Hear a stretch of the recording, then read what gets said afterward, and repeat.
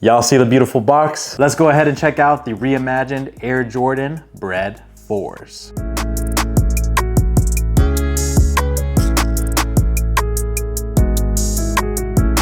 What's going on, y'all? Welcome back to a brand new video. I know it's been a minute, but your boy is back. In front of us, we have the highly anticipated Air Jordan Reimagined Bred 4s. Quick disclaimer, I just want to say that I have not seen these yet. I haven't opened the box and I wanted to go ahead and get my initial reaction on the shoe in 4K for you guys. But before I get started, I want to give a huge shout out to the Fix Kicks for letting me this pair right here to do this review for you guys. I'll have all of their info down below in the description. One of the major differences I'm already noticing is the change of the box. They went ahead and did an inverse. Usually we have the cement print down at the bottom, but this time it's for the lid. For today's review, this is a size 11 pair and the colorway reads black, fire red, and cement gray. Woo! I haven't been this excited for a sneaker in a while, so let's go ahead and check these babies out. All right, let's see. They are wrapped. Oh my goodness. Yo, these are so much better in person. There's no freaking way right now, bro.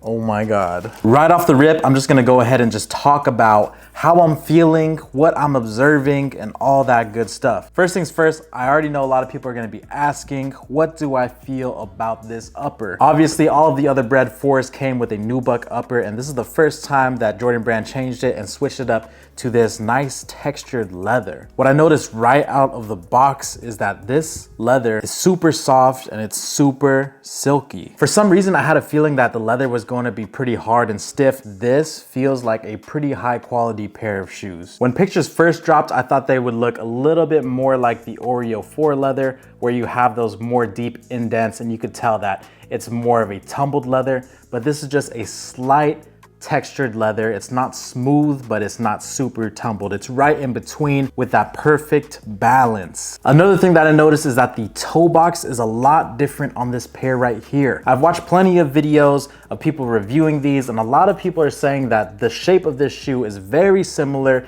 to the SB Air Jordan 4s that released not too long ago. Now, I personally haven't held that shoe in hand and got to inspect it up close, but I do want to mention that this toe shape right here is very reminiscent to the OG Air Jordan 4s that came out way back in the day. Back then, they were a lot more slim. There was some point where Jordan Brand was making the Air Jordan 4s with a pretty high toe cap area. There's also been some rumors lying around saying that the Air Jordan 4s are gonna come with this refined look, pointier toe box, just more reminiscent of the OG shape. Another thing I noticed on this particular release is the puffy tongue. With the other Air Jordan 4s that I've had in the past, they came with a pretty thin and flimsy feeling tongue, but for this one, it has a decent amount of cushioning in them, which I think will make this shoe feel very comfortable. Can't wait to get my hands on a pair that I can just wear, break in, and honestly just beat up. Another thing that I noticed is that the heel tab feels a little bit different than the Air Jordan 4s that I've had in the past. The heel tabs on these Reimagines feel a little bit more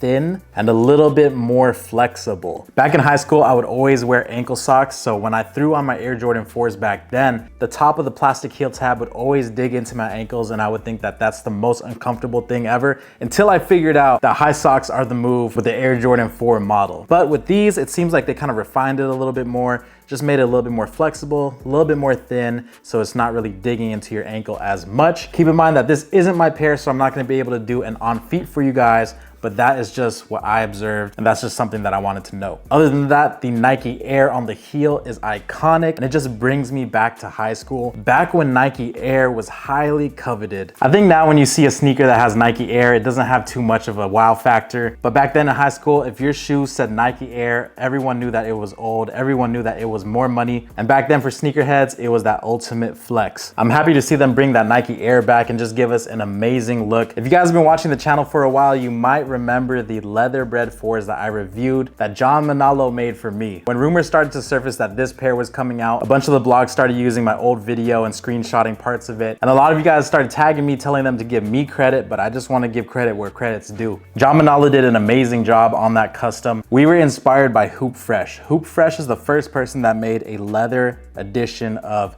the Air Jordan Bred 4. And this was back in the day, man. You gotta look back. So it's cool to see that Jordan Brand finally made this colorway with the leather treatment.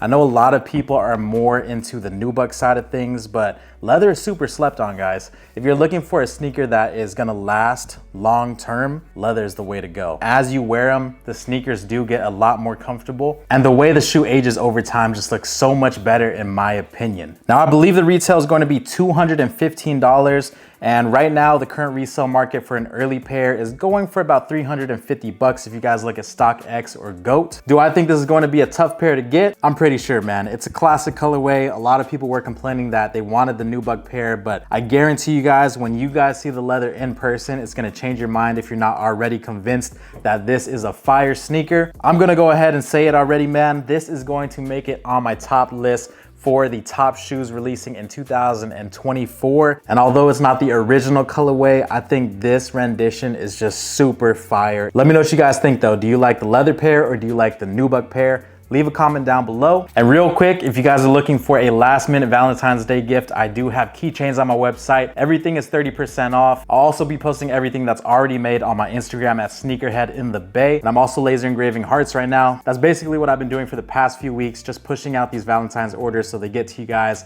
on time. So huge shout out to everybody that has been supporting. I have my links down below in the description if you guys want to shop. But let me know what you guys think about the Air Jordan Bred 4s in the comment section down below. Oh, and if you guys happen to get a size 10, you know where to reach me. Sneakerhead in the Bay on Instagram. I'll buy it off of you. And I gotta say, these probably have to be a double up because I know I'm gonna thrash that first pair. I don't usually double up on sneakers, but this one is going to make the list for me. I'll see y'all very soon for the next video. It's your boy Sneakerhead in the Bay. I'm out. Peace.